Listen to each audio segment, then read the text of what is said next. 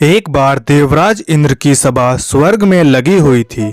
इसमें दुर्वासा ऋषि भी भाग ले रहे थे।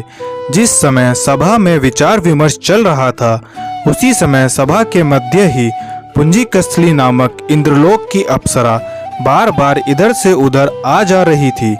सभा के मध्य पुंजिकस्थली का यह आचरण ऋषि दुर्वासा को अच्छा न लगा। दुर्वासा ऋषि अपने क्रोध के लिए प्रसिद्ध हैं। उन्होंने पुंजिकस्थली को कई बार टोककर ऐसा करने से मना किया, लेकिन वह अनसुना कर वैसा ही करती रही।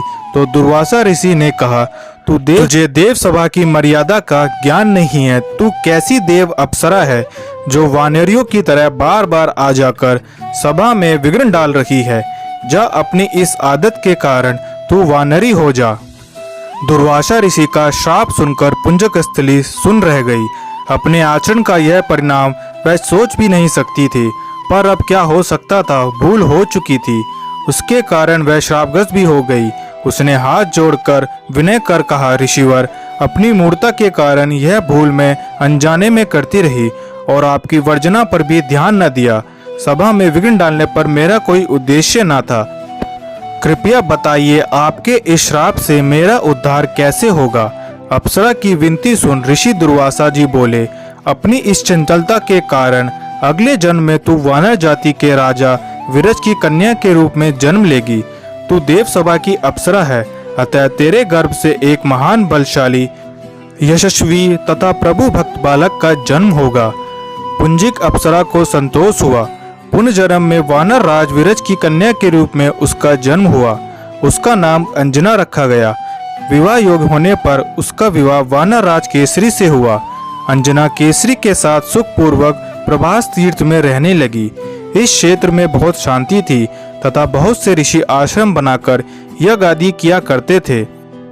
एक बार ऐसा हुआ कि वन में विचरने वाला शंखबल नामक जंगली हाथी प्रमत्त हो उठा तथा वन में उत्पात मचाने लगा। उसने कई आश्रमों को रौंद डाला, यज्ञ वेदियां नष्ट कर दी।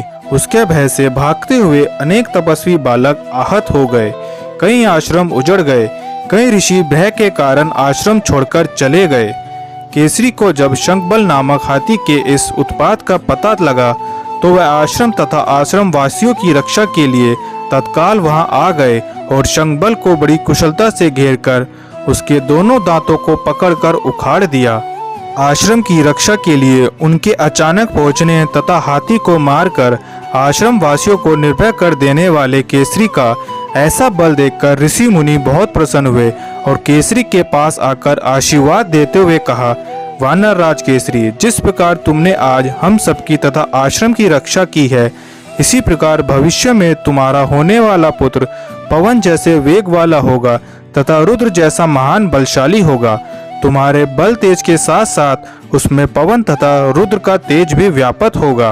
केसरी ने कहा, ऋषिवरों, मैंने तो बिना किसी कामना के हाथी को मारा है तथा आपका यह आशीर्वाद मुझे स्वीकार है। केसरी ऋषियों को प्रणाम करके चले गए। समय आने पर अंजना के गर्भ से एक बालक का जन्म हुआ। उसमें अपने बाल्यकाल से ही ऋषियों द्वारा दिए गए आशीर्वाद तेज झलकने लगा। आश्रमों में वह पवन वेग की तरह जहां तहां पहुंच जाता। आश्रम में विघ्न डालने वाले वन्य जीव तथा दुष्ट व्यक्ति को अपने अपार बल से खदेड़ देता। अपने इस पराक्रम से वह मदमत हो जाता तथा अपने साथियों के साथ वह आश्रमों में ही कीड़ा करने लगता। उसको खेलने में कोई रोकता तो वह उसे भी तंग करने लगता। बालक तो था ही। उसके बाल कौतुक में जब ऋषियों को असुविधा होने लगी, तो उन्होंने उसके स्वभाव में शांति लाने के लिए आशीर्वाद जैसा शाप दिया कि तुम अपने बल को हमेशा भूले रहोगे, जब तक तुम्हें कोई आवश्यक होने पर तुम्हारे बल की याद न दिलाएगा। इससे वह बालक शांत स्वभाव का हो गया। केसरी नंदन यह बालक आगे चलकर हनुमान नाम से प्रसिद्ध हुआ।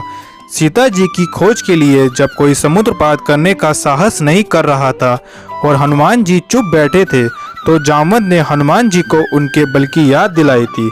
तब उन्होंने समुद्र पार कर सीता की खोज की। दोस्तों, अगर आपको हमारी ये कहानी पसंद आई तो वीडियो को लाइक करें और चैनल को सब्सक्राइब करें।